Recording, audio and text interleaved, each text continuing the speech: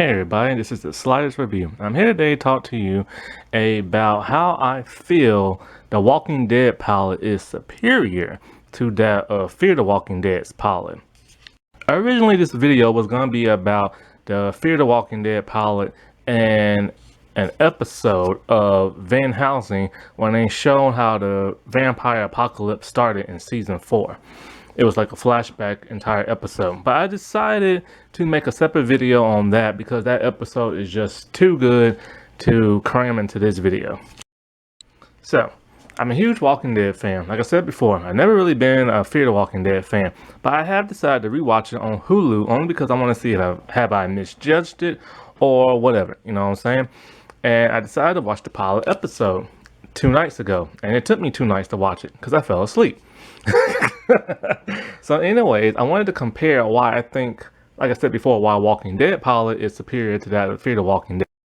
So let me run through the Fear the Walking Dead pilot. So anyways, it starts off with Nick. He's in an abandoned church and he wakes up because he overdosed on drugs, but he's still alive.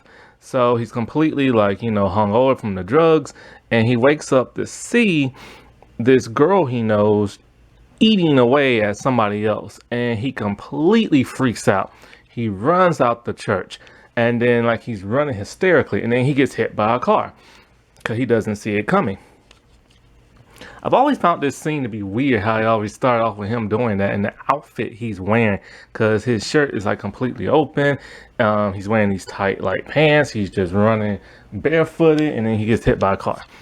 At some point in time, we see Travis and we see Madison. They are 2 lead protagonists, and they're boyfriend girlfriend, and he's fixing her plumbing. Madison walks in on the shower with her daughter Alicia, and then they head off to school because both of them work there. I think Travis is a teacher and Madison is a vice principal or something like that. Alicia's not happy that Travis is starting to live there now because, they never mentioned whatever happened to her dad. So I guess maybe he died or walked off, something like that. Anyways, we see Madison. She's talking to the principal, and the alarm goes off, the little metal detector thing, because one of the students decided to bring a piece of metal. She decides to be nice and help this student out when she puts her own loose change in his pocket. But before that, she reached in the other pocket and felt what the metal thing was. And then she's like, oh, the loose change, soft metal detector, blah, blah. So then she takes him into the room and she tells him, give her the nail file. He gives it to her and he tells her he had it for his own protection. She thought he was being bullied at school. No, it turns out he's been watching the news because he's been seeing strange things where people are rising from the dead and they're attacking, eating people. So he wants to be prepared. She tells him that, what's been going on in the rest of the world or United States is not affecting here. It's probably not real. It's probably a hoax, something like that. And he's all like, no, I believe it to be real, but she doesn't really believe it. And most of the other people in California don't believe it either. So he asked for his little file back, but she won't give it to him. She gets a call from the hospital. Her son, Nick, has been hit by a car. So, her and Travis, they drive out to see him. She talks about how tired of Nick she is of him because, he's an adult. He's not in high school. He's constantly threw his life away. He's constantly on drugs. She's tired of bailing him out of jail and all this other stuff. She wants to be, done with him completely. When we see Nick in the hospital, he's restrained. Why? Because he's still freaking out from the woman eating the zombie woman eating the person. Now, in this universe, there are no zombies. There are no zombie movies, nothing like that. So they don't know what a zombie is. And they have a heart-to-heart and some dramatic family tension, this and that. Travis decides to go and investigate the church. He can't really find nothing. Back at the school, Madison tells Alicia what happened. Alicia is also tired of Nick, but she does decide to go and visit him at the hospital, and I think she feeds him some jello or some crap like that, and then she heads back to school or something like that. I fell asleep, so I kind of had to, I forgot where I was at, so yeah, I'm a little fuzzy on that part. Next thing you know, Nick escapes the hospital because there's a patient next to him, an old man. The old man ends up dying, And then like the old man started kind of like acting a little weird, and Nick, for some bizarre reason, thinks this man might come back to life and start eating people, stuff like that. So when he gets taken to the other room downstairs, he escapes and he steals the old man's clothes. And so he makes his way to like a diner where he meets his drug supply, and he tells his drug supply like, yo man, like what did you put in the drugs you gave me, because you know I'm freaking out. And he tells him why. The drug dude's getting all pissed, talking about, yo man, my cousin makes that stuff, it's good, why you dissing my cousin, all this other stuff. And next thing you know, Nick collapses in his arms and starts crying, and then the drug dealer dude's all like, you know, whatever, you know, I got you, and you know, but you know, you need to stop freaking out because your mom came to my house to come ask me where you at, and that's not cool, because you know the hospital let Madison know that the dude, that her son escaped. So Madison is upset that what's his name escaped the hospital. They're still at the school, and they're watching the news, and they see a man constantly getting up from the ground trying to attack people, and the cops are constantly shooting at him, and he keeps getting up. So they know something weird is going on, but they don't know exactly what, because this is all new to them.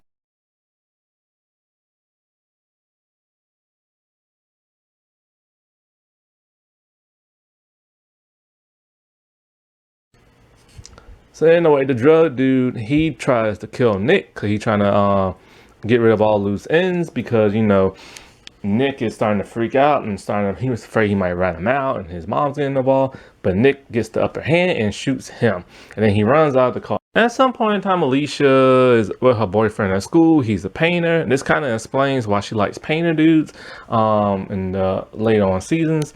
And you know, we see her hanging out with her schoolmates, and they're watching what happened to that dude who was getting off the ground trying to attack people and getting shot by a cop. And her friend said something so stupid, and Alicia's all like, that's not real. Her friend who said something really stupid is all like, this is the new real. I hate when old people try to talk like teenagers, make the teenagers talk like that. It's so annoying. And so after that, the school gets shut down. They pretend like it's a half day. They send the kids home because they see something freaky is going on in town. Conveniently, Nick finds his mom. He tells her what happened, that he killed the dude. They go back to the car. They cannot find the dude. Then all of a sudden they're in the car driving, and then they see the guy. And so they go to the drug dealer, and he is zombified, and he tries to bite Madison and Travis. Nick freaks out. He gets in the car seat, the driver's seat, and then he just hauls butt, and he just like reverses the car, and he runs over the drug dealer dude. And then he does it in a very hokey kind of way, like expression on his face. Then he sees the dude get up, and he runs over him again. And then he gets out the car, and him and Madison, they're just like shocked and bewildered, like what happened, but they're not really shocked. They just have kind of like a lame expression on their face. And that's the episode. Now, if you never watched The Walking Dead, you would have no idea what was going on in this show. You would assume it's just a family drama, and then all of a sudden a zombie pops up. Like, there's really no real, like, intense moment. There's no real suspense. The only suspense is, oh, hey, there's people eating people, barely, you see in the show, and then all of a sudden this person's getting ran over and they keep getting back up. Hey, what's going on? So, of course, you're going to check the next episode to find out. But it was just a lame pilot. It was just a family drama. And this is supposed to be Fear the Walking Dead. Now, Fear the Walking Dead, it got renewed for a second season before the first season was even made. They did that crap in advance. And it's just kind of like, after seeing how great The Walking Dead is, how can you make a pilot like this for your spinoff show? I get they want to be different from The Walking Dead, but they went about it all the wrong way. Now, I did say in my other video, the first season should be all about family drama and zombie stuff added with it, not just a family drama. All of that, okay, with the exception of Nick, everybody in this pilot acting is very boring and bland. They act like they don't want to be there. They act like they don't know what's going on. They're not like excited. Maybe because they know what The Walking Dead looks like and they got stuck with this boring crap. And I don't understand. Like, honest to God, if this show never got renewed, people probably would never even turn into the next episode to see what's constantly going on. If The Walking Dead never existed, they probably would have turned this off and just like said, screw it. It was literally just a family drama with a druggy son, the mother who is tired of him, the sister who's tired of him, and the boyfriend who's lagging around. There was nothing, and I mean nothing, to sink your teeth into. The music was not like interesting at all. The story, the build up to it, it was lacking significantly. And it's just like, it was not a good way to start your television show off. This is a show supposed to be about horror, suspense, blood and guts, and you don't really see none of that there. Now, I will say, the Nick dude, he actually gave a pretty good performance. It's not like amazing, nothing like that, but at least he wasn't bland and boring like every single last person in that entire episode. It was just, I fell asleep. I literally fell asleep. It just was not a good pilot. It was not a good origin to a zombie apocalypse. It was just so lackluster. And then there's the Walking Dead pilot, which is completely different from the Fear the Walking Dead one. Now, with the Walking Dead, of course, that was the one that started it all. It starts off with this man, Rick, who's a cop. He's walking through the city. He has a gas can in his hand. He's looking for gas. The street is completely empty. There are like abandoned cars everywhere. And as he's looking underneath a car, he sees these scraggly little feet, bony little scraggly feet. And he sees a little like stuffed animal. And he sees a tiny little hand grab the stuffed animal. It's a little girl. He calls out to, well, first it's completely silent and still. It's like the teaser part before you get to the intro. This is something Robert Kirkman, I think that's his name. Robert Kirkman, the dude who do The Walking Dead, he loves that. He loves that so much. He repeated that step so many times in the show where it got overplayed. But it's nice this time, and it's nice the first couple of times. And so he sees this little girl, and Rick calls out to the little girl. She turns around, and she's completely zombified in the face, around the mouth area. So we know, holy crap, something freaky is going on with this show. It cuts from that from like 2 weeks ago. So 2 weeks ago, he's in the car. He's with Shane, and they're talking about like women stuff, women versus men. Then they get a call on their the radio type thing that is like shooter who's trying to like flee, and they're trying to capture him. So they go out. They find the guy with the rest of the cops. They have a shootout. They shoot one of the bad guys, but there's another bad guy in the car, which they don't know about. He ends up shooting Rick really bad, to where Rick is in a coma for 2 weeks. And then when Rick wakes up, the hospital is completely abandoned. There's nobody around, right? He's constantly like falling off the bed. His legs so weak from being in a coma for 2 weeks. He's straggling around the hospital. And then he sees a weird sign on the door that says "Dead inside, do not enter." And he hears this strange rumbling noise and growling noise. And as he's looking closer, he sees these fingers emerge from the kitchen door, trying to push it open as it's been sealed shut with chains. He freaks out. He gets out of there. When he is outside, it looks like an entire war zone. There are like a down helicopter. There are blood everywhere. There are dead bodies lying up in rows just everywhere. He has no idea what's going on, and neither do we, the audience. Rick is us. He is the audience. We see everything through his eyes in this pilot episode. What he sees, what he hears, we are now learning from the first time as well. All he could think about is getting home and trying to find his family and trying to figure out what the world is going on. So he makes it on foot, and he meets a very strange object near a bicycle. It's the torso of a woman. And when he sees her, her guts are all hanging out. She looks like a monster. Now, once again, they don't know what zombies are in this universe. We do.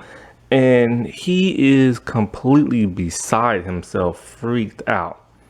He's horrified. He gets away from there as fast as he can with a bike. He races to his house. He goes inside his house. He's looking, he's calling out, screaming out for his family. He's in tears. He cannot find them. He cannot find not one living person. He is heartbroken beyond belief. He comes outside and he falls to the ground because he has lost his family. He has lost his mind. He has lost his world. He has lost everything. And then he sees a little black boy. He waves to the little black boy. The black boy pops him in the head with a shovel. And he's screaming out for his father, and out comes Morgan with a gun. Rick is dazed and confused. He can barely communicate. Morgan is constantly asking, are you real? Are you alive? Are you bit? And he can barely just answer, and he passes out. When he comes to, he is tied up, and Morgan is still there with a gun with his son. They're inside somebody's house. It's completely dark. The only thing that's made it lit is like the candles. And he tells him straight up, have you been bit? Are you one of those things? Rick has no idea what he's talking about. And it's then and there. We get an explanation of something, somewhat of what's been going on. It's a lot of exposition. This is one of those times where it's totally okay to hear but not see what has happened. So the whole show don't tell, it's best to just tell. Why? Because once again, we are Rick. We are the ones who are confused and don't know what is going on. It is for us, the audience, to use our imagination from what we know about horror movies and zombie movies to put the pieces together and try to come up with some kind of explanation of what's going on, and trying to figure out like how things came to be, and just like the awe and expectation of it all.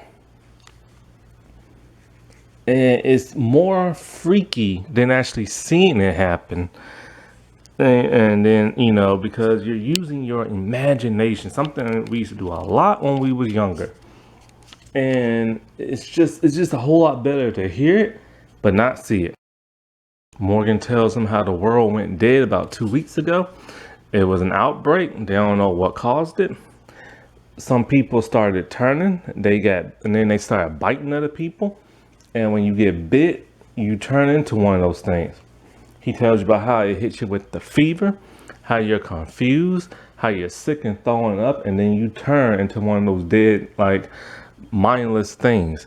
And he tells him straight up, there's only one way to kill these things. To take out their brain. You either hit them with a blunt object as hard as you can, chop them in the head where it gets to the brain part only, or you put a bullet in their head. He also tells him that he was stupid for using the gun outside to kill that one zombie because it's gonna make more of them. He tells him the rules of the game. He tells them, you know, you see one or two, you're basically fine, but those things, they breed, not necessarily breed, but like they combine in groups and they just huddle around, and it's just like one after another is attracted to and they follow the other ones, and then soon where there's like one or two, next thing you know there are like 50 and hundreds of them. He tells them being out in the day is a little bit better, but being out at night is a whole lot harder because you can't see, and then they just sneak up on you a whole lot faster. And Rick is just kind of like, is this all for real? Is this like he's believing it because that monster thing he saw, but it's just kind of like he still just can't believe it. And then Morgan tells him a sad story about how his wife got bit and turned by one of those things.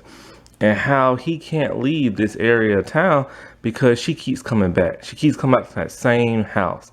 She keeps coming back to both him and his son. And every night she comes to the house and she tries to open the door. And he proves this to Rick by going to the window at night, and there you see it. You see the zombies just roaming around town. You see his wife come to the door, and you slowly see her put her hand on the handle, and you see it like turning a little bit, and it's freaky, it's eerie, and it's just like you're worried. You think, is she gonna get inside the house? Is she not? It's that suspense. It's that bone chilling suspense.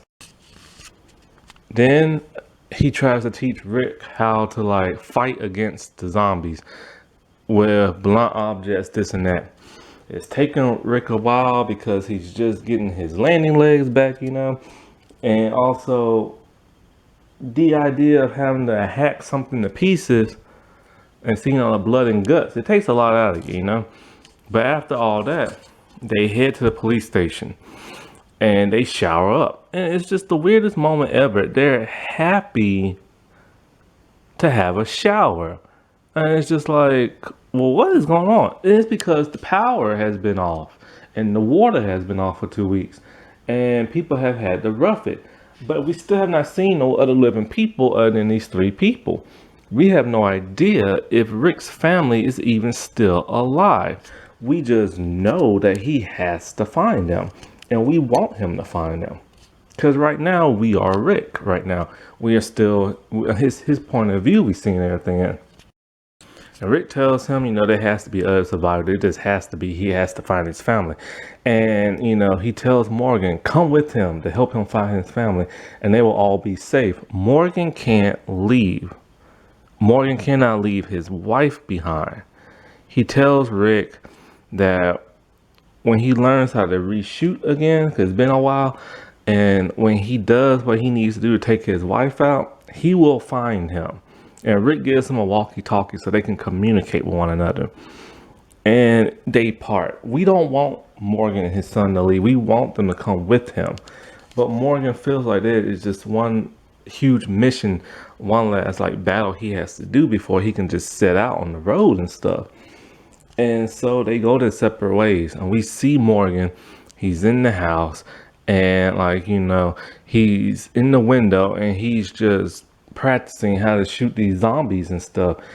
He sees his wife, he's about to pull the trigger, but he can't. He just can't bring himself to do it. He knows she's gone. He knows she's a monster now, but he just loves her far too much to want to do something like that. And it's heartbreaking to watch. So after Rick goes his separate ways, he heads back to where the hospital was, or the park, wherever he found the bicycle. And he just, like, you know, he sees that corpse, the torso corpse, and he decides to take her out. He doesn't want her to suffer no more. And it really tells you a lot about the Rick character. Even though this woman is beyond dead and is a monster, he wants her to rest in peace. So he takes her out. As he takes one of the cop cars, he drives out into town.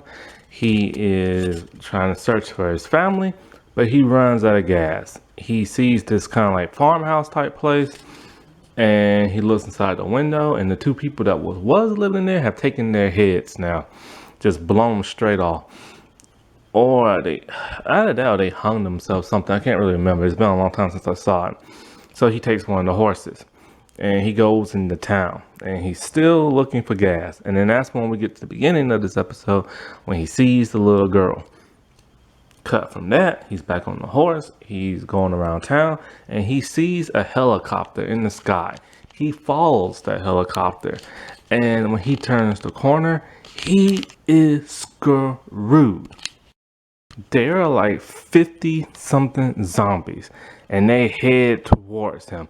He takes off on the horse, and he cannot escape them. They are all on the street corners. They are all on the sidewalks. They are everywhere, and they overtake him while he is on top of the horse. He managed to escape. The horse is devoured. He is running through town, just popping off shots left and right, trying to get away from these zombies. But there are more and more coming. There's more coming by the dozens. And then so he's able to find a tank. He gets inside the tank, and he's out of bullets by this time. And he sees like a dead soldier. So he takes the soldier's gun. And then something happens. I forget what exactly, but the soldier is not dead, and he tries to eat Rick. Rick takes the gun, he shoots the dead soldier in the head, and then it's just like this loud bang because he fired inside of a tank. So so he's completely dazed and confused. His ears are ringing. He's just like out of it, you know. Once the ringing stops, I forget what happens. Either he decides he can't take it no more. He doubts he's gonna find his family, and he puts the gun to his head, and he's about to pull the trigger. Now he either does this before the dead soldier comes back to life and tries to eat him, or after. I can't remember which one. But at some point, something stops him from pulling the trigger. It was either the zombie, or it was this. It was a person's voice on the intercom system, you know, and he's just like, holy crap. Somebody not only saw him go inside the tank, but they're alive and they're communicating with him. Where is this person coming from? We have no idea. We have not seen this person. We just hear the voice, and it's a very nice, calm, like go-lucky type person's voice.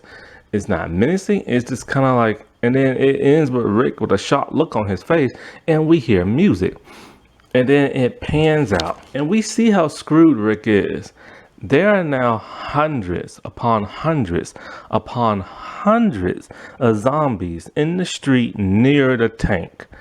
But with that happy-go-lucky music and now this person's voice on the intercom system, we know Rick has somewhat of a fighting chance.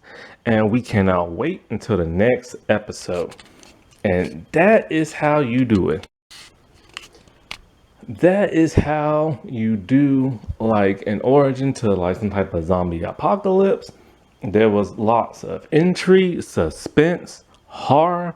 There was a little action, but mostly there was suspense and fear in your mind that makes you want to come back week after week. And sadly, Fear the Walking Dead did not accomplish that, in my opinion, in their pilot episode. And I don't understand how, because the same people who made one show made the other one. Now, like I said before, I will be talking about that Van Helsing episode, but I'll do that in its own separate like video, because that deserves its own video. And that Van Helsing origin vampire episode is beyond superior to that Fear the Walking Dead, and honestly it's somewhat better than the Walking Dead pilot, only because it feels more like a movie. There's more energy and stuff, you know. Like, here's the thing about, because the thing about the Walking Dead pilot is that, yeah, it has slow pace, but it was the dialogue that helped that slow pace out, where Fear the Walking Dead did not have. Alrighty, well, I'll talk to y'all later. Bye.